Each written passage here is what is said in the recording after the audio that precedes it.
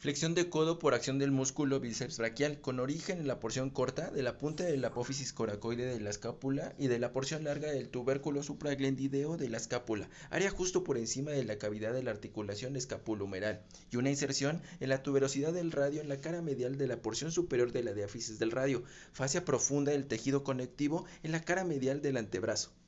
Braquial anterior con un origen en la cara anterior de la porción inferior de la diáfisis del húmero e inserción en la apófisis coronoides y tuberosidad del cúbito, área anterior de la porción de la diáfisis del cúbito. Supinador largo o braquiorradial, con un origen 2/3 superior de la cara anterior de la cresta supracondilia lateral del húmero, porción lateral de la diáfisis del húmero a 5 o 7.5 centímetros por encima de la articulación de codo, y una inserción en el extremo inferolateral del radio justo encima de la apófisis estiloides. Extensión de codo por tríceps braquial con un origen en la porción larga del tubérculo infraglendideo de la escápula, área justo debajo de la cavidad de la articulación del hombro.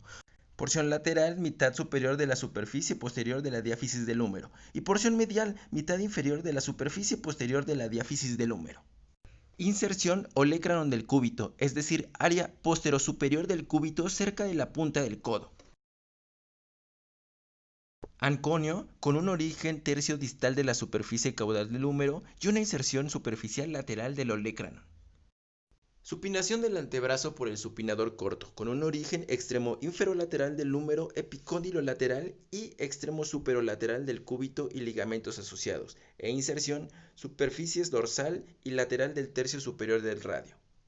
Y el supinador largo con su origen en los 2/3 superior de la cara anterior de la cresta supracondilia lateral del húmero, porción lateral de la diáfisis del húmero a 5 o 7 centímetros por encima de la articulación del codo, e inserción en el extremo inferolateral del radio justo encima de la apófisis estiloides.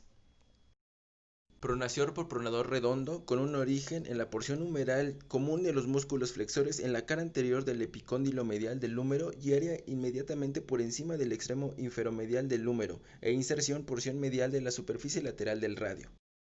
Pronador cuadrado con un origen en la porción cubital en el apófisis coronoides del cúbito, cara anterior de la porción superior de la diáfisis del cúbito y una inserción en la porción medial de la superficie lateral del radio. Flexión de la muñeca por palmar mayor, con un origen común de los músculos flexores en la cara anterior del epicóndilo medial del húmero, extremo inferomedial del húmero y una inserción de los huesos del carpo.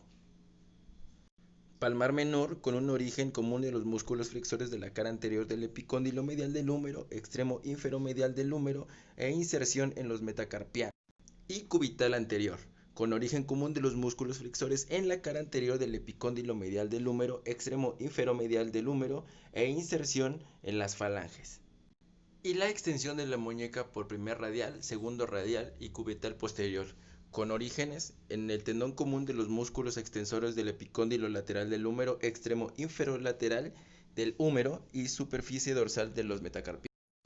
Desviación radial por palmar mayor y desviación cubital del cubital anterior. Y con esto cubriríamos todo el material de trabajo, esperando que haya sido de su agrado. Muchas gracias.